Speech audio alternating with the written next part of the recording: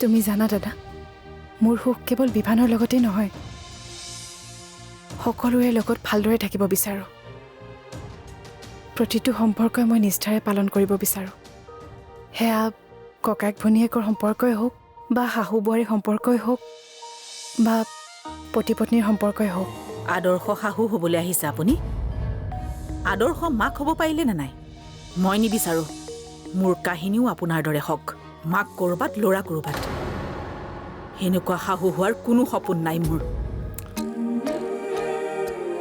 Please আৰু অলপ খোৱা। সকলোৰে প্ৰতি তোমাৰ ইমান মৰম, তুমি বহুত ভাল। এয়া তোমাৰ দুৰ্ভাগ্য যে তুমি বিভানৰ পত্নী হ'লা। ওলাই যাওঁতেতো ওলাই গৈছিল তোমাৰ ল'ৰা বিভান হৈ, কিন্তু উভতি আহিব নমামীৰ প্ৰেমিক হৈ। এইবাৰ যে আহিব, নমামীয়ে যাতে আপোনাৰ পৰা কেতিয়াও কষ্ট নাপায়, বুজি পাইছে?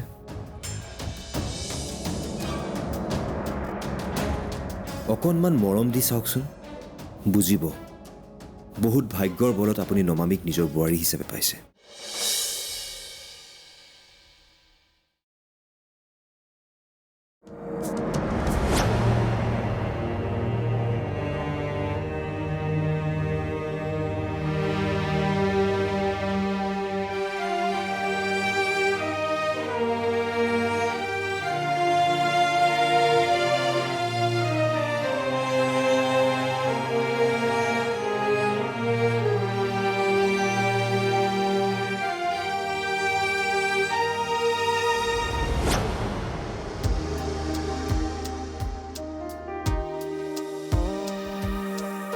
মা, মই অলপ হস্পিটেলৰ পৰা আহোঁ। আহিছিলাহে, অকণমান জিৰণি লোৱা। পইচা অলপ যোগাৰ কৰিবলৈ আহিছিলোঁ মা। মানে বিষ্ণু খুৰাৰ চিকিৎসাৰ সমস্ত খৰচ মই বহন কৰিম। আচলতে আমাৰ কোম্পানীটো ৰক্ষা কৰিবলৈ গৈ তেওঁৰ এই অৱস্থা হ'ল। তুমি এইটো ভাল চিন্তা কৰিছা, মোৰ ভাল লাগিছে। তুমি কিবা এটা খাই যোৱা আহিছোঁ না, আহা বহা। ঠিক আছে দিয়া। চিন্তা কৰিব নালাগে, আপোনাক মই আটাইৰে দৃষ্টিত মহান হোৱাৰ সুযোগ দিছোঁ।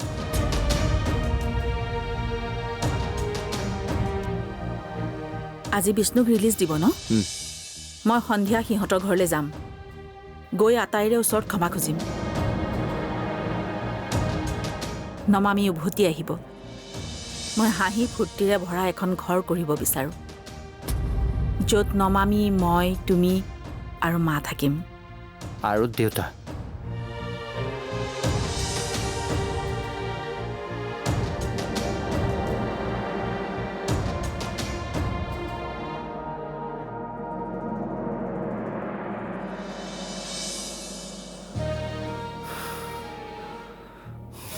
হ'ব হ'ব।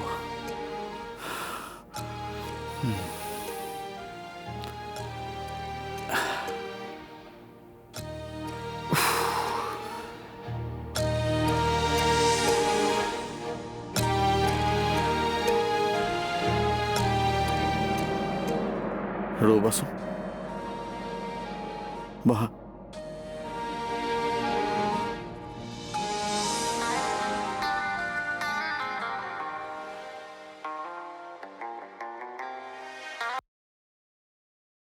ঘৰ পালা? অঁ, মা আৰু মই কথা পাতিছোঁ। আমি দুয়ো অনুতপ্ত। আৰু এই মা যে তোমালোকৰ ঘৰলৈ গৈ আছে, মা উভতি অহাৰ পাছত ময়ো গৈ আছোঁ। হ'ব দিয়া।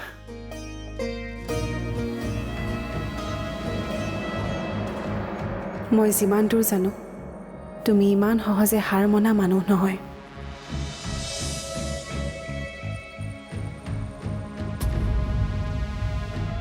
মই যাম আজি নমামীৰ ঘৰলৈ।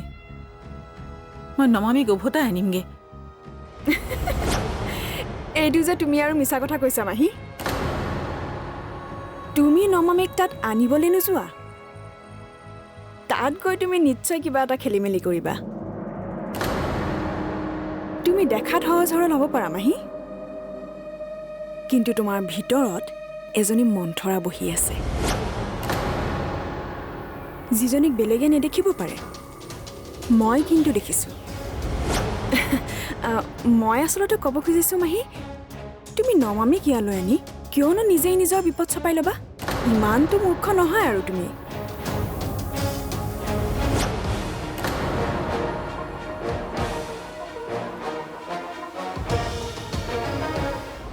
এতিয়া কি হ'ব মোৰ ছোৱালীজনীৰ ভৱিষ্যত?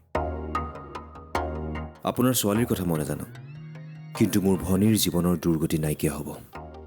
ইভানে তাৰ ভুল বুজিছে, গতিকে চিন্তা নাই। কিন্তু বাইদেউ, কি হ'ল? তুমি হাঁহিলা যে? ইমান চিৰিয়াছ কথা এটাত তুমি কেনেকৈ হাঁহিব পাৰিলা? আপোনাৰ বাইদেৱে সেয়াই কৰিব যিটো মই বিচাৰোঁ,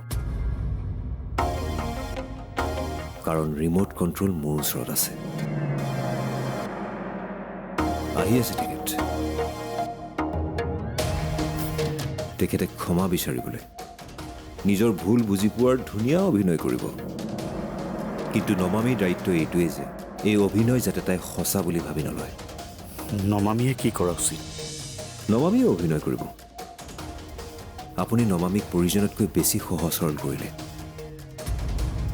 কিন্তু চিন্তা নকৰিব, তাইৰ ককায়েক আছে নহয়। নমামীক নমামী হৈ থাকিবলৈ দিয়া।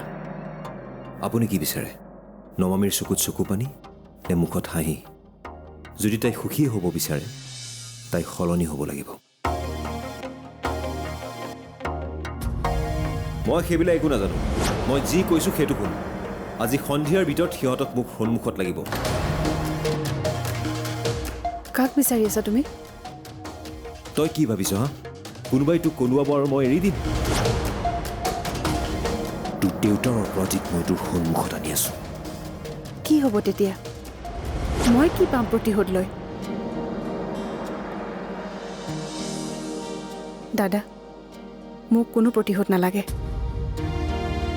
মই মাথো বিচাৰোঁ মোৰ দেউতা সুস্থ হওক, ভালে থাকক। এইবোৰ কৰি মিছাতে শত্ৰু চপাই ল'ব নালাগে।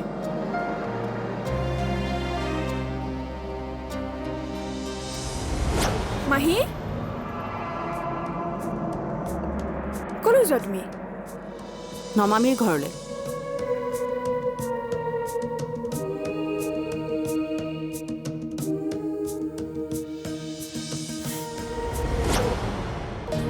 কিয় মই বাৰে বাৰে ভুল কৰি থাকোঁ?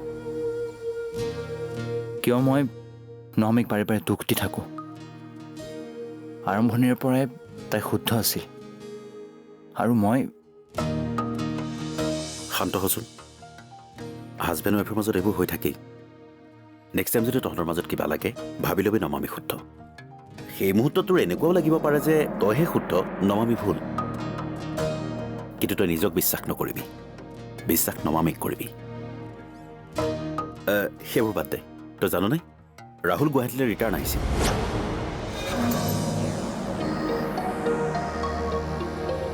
ৰাহুল কেতিয়া আহিছে সি? হ'ল চাগে দুদিনমান।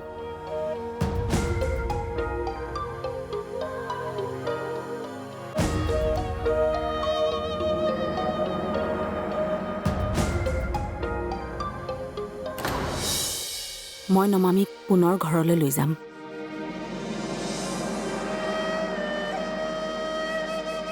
মানুহ সলনি হয় বিষ্ণু, ময়ো সলনি হৈছোঁ।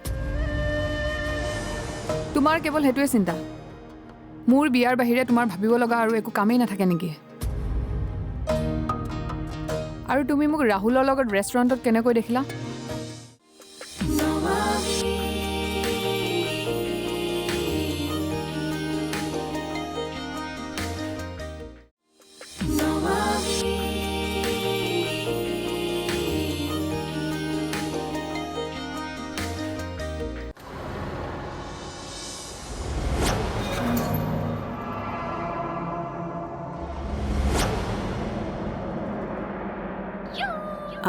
ভিতৰলৈ নামাতা নেকি নমামী? আহক আহক মা। মই বিষ্ণুৰ খবৰ ল'বলৈ আহিছোঁ। ক'ত আছে বিষ্ণু? দেউতা ৰুমতে আছে। যাওক, ভিতৰতে বহি কথা পাতকগৈ।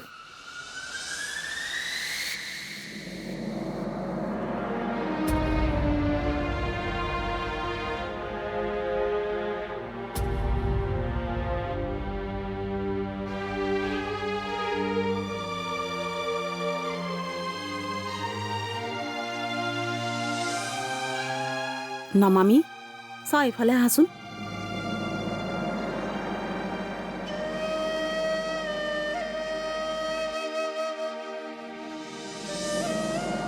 মোৰ ভুল হৈছিল। মই বুজি পাইছোঁ বিভানৰ জীৱনত মাকৰ সমানে নমামিৰো প্ৰয়োজন আছে। মই নমামিক পুনৰ ঘৰলৈ লৈ যাম।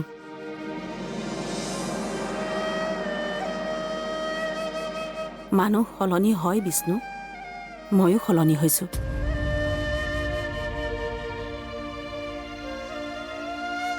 আমাৰ কোম্পেনীত দিয়া তোমাৰ শ্ৰম অৱদান মই পাহৰি যোৱা নাই।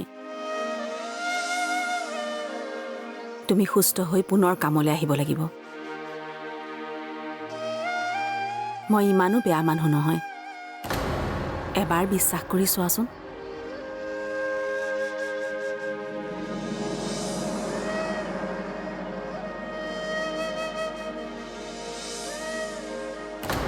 বিবুৱে যিমান সন্মান মোক কৰে সিমান সন্মান তোমাক কৰিব নোৱাৰিব।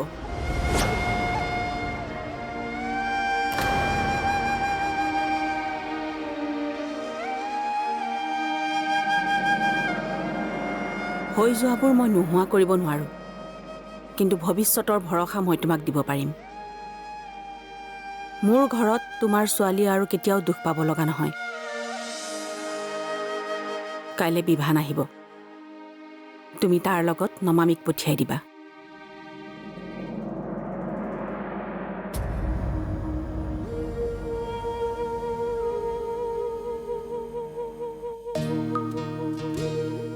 ৰাহুল ভাল ল'ৰা। হঠাতে ৰাহুলৰ কথাটো উলিয়ালা যে? দেখিছোঁ আজি মই দুয়োকে ৰেষ্টুৰেণ্টত, দুয়োটাকে একেলগে বৰ ভাল লাগিছিল। মানে ৰাহুলক জোঁৱাই কৰাত মোৰ কোনো আপত্তি নাই। তোমাৰ কেৱল সেইটোৱে চিন্তা? মোৰ বিয়াৰ বাহিৰে তোমাৰ ভাবিব লগা আৰু একো কামেই নাথাকে নেকি? আৰু তুমি মোক ৰাহুলৰ লগত ৰেষ্টুৰেণ্টত কেনেকৈ দেখিলা? নহয় অ', মই মানে সেইফালে যাওঁতে দেখিলোঁ তহঁত দুয়োটাই বহি কথা পাতি আছিলি যে। দেখা পালা নে মোক পিছা কৰি আছিলা?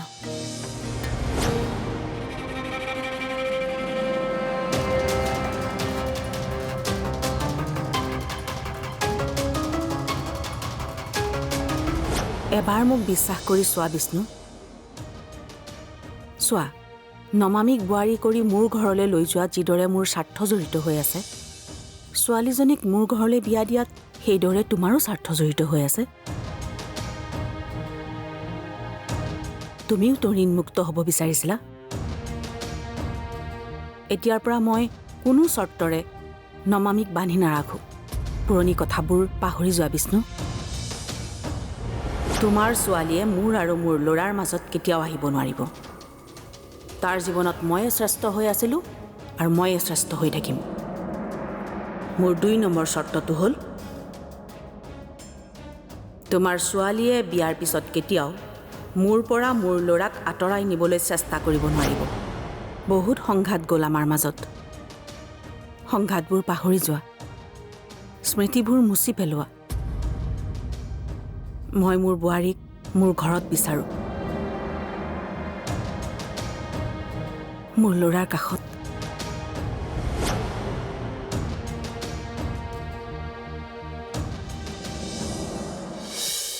তোৰ আৰু বিভানৰ মাজত কিবা লাগিছিল নেকি? নাইতো, কিয়? নহয় মানে তই অহা কথাটো মই তাক কৈছিলোঁ, কিন্তু এনেকুৱা লাগিল যেন সেইটো নামটো শুনি কিবা নাৰ্ভাছ হৈছিল। তাৰ চকুত মই ভয় দেখা পালোঁ। পুনৰ নতুন চক্ৰবেহুৰ ৰচনা হ'ব, যিটো তই ৰখাব নোৱাৰ। কিন্তু চক্ৰবেহুত নোসোমোৱাকৈ তই থাকিব পাৰিব লাগিব।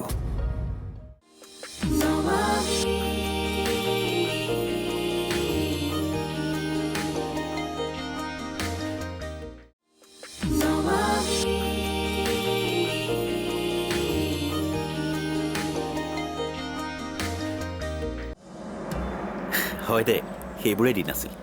বিন্দাছ লাইফটো এনজয় কৰিছিলোঁ। ফিউচাৰৰ কোনো টেনশ্যনেই নাছিল। একেবাৰে মুক্ত পক্ষী। তই, মই, বিভান, কম মেমৰি আছেনে আমাৰ? ৰচোন, তোৰ আৰু বিভানৰ মাজত কিবা লাগিছিল নেকি? নাইতো, কিয়? নহয় মানে তই অহা কথাটো মই তাক কৈছিলোঁ, কিন্তু এনেকুৱা লাগিল যেন সেইটো নামটো শুনি কিবা নাৰ্ভাছ হৈছিল। তাৰ চকুত মই ভয় দেখা পালোঁ।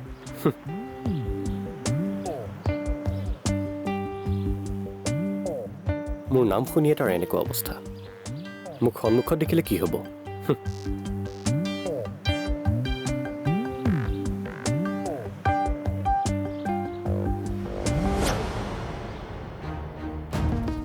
তুমি যি বিচাৰিছিলা মই কৰি দিলোঁ। এতিয়াৰ পৰা মোক ডিষ্টাৰ্ব কৰিব নোৱাৰা। ভাল কথা, অভিনয় ভাল কৰে আপুনি। মই আপোনাৰ কথাত তেতিয়ালৈকে বিশ্বাস নকৰোঁ যেতিয়ালৈকে বিভানে আহি নমামিক ঘৰলৈ লৈ নাযায়। আপুনি অভিনয় কৰিছে সঁচা, কিন্তু এইবাৰ এষাৰ কথা মনত ৰাখিব, আপুনি সলনি হ'ব। মোৰ ভনী ইমানেই ভাল যে আপুনি নিজৰ ল'ৰাতকৈও নিজৰ বোৱাৰীক বেছি মৰম কৰিবলৈ বাধ্য হ'ব।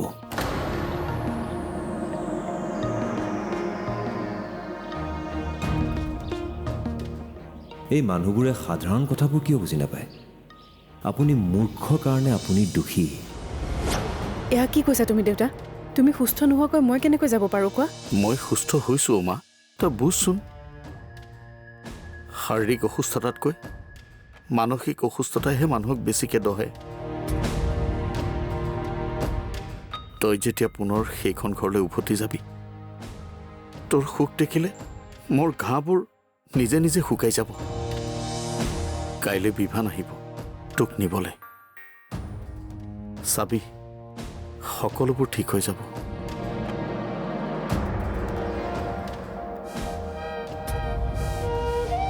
ভগৱানে সকলোৰে পৰীক্ষা লয়। তোৰ পৰীক্ষাৰ সময় শেষ।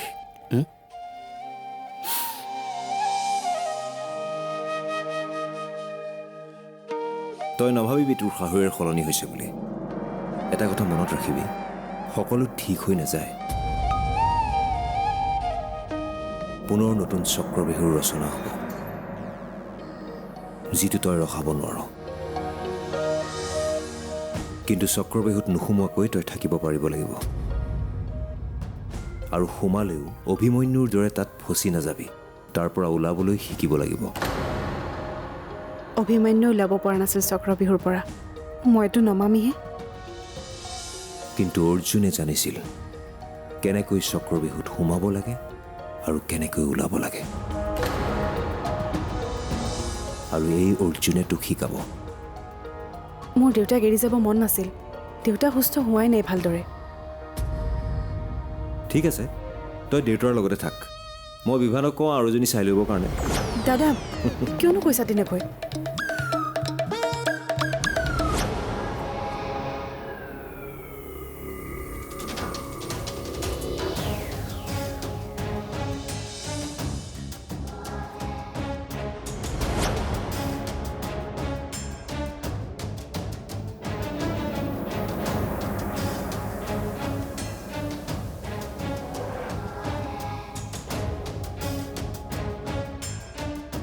মই মোৰ বৈবাহিক জীৱনত সুখ নাপালোঁ, কিন্তু তাৰ মানে এইটো নহয় যে মই মোৰ ল'ৰাৰ বৈবাহিক জীৱনত সুখ নিবিচাৰোঁ। নমামি আহি আছে কাইলৈ।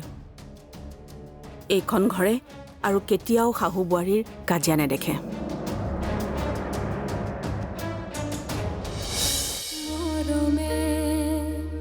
আজীবন বিচাৰে আল ফুলে সাবতি জীৱন সজাবলে।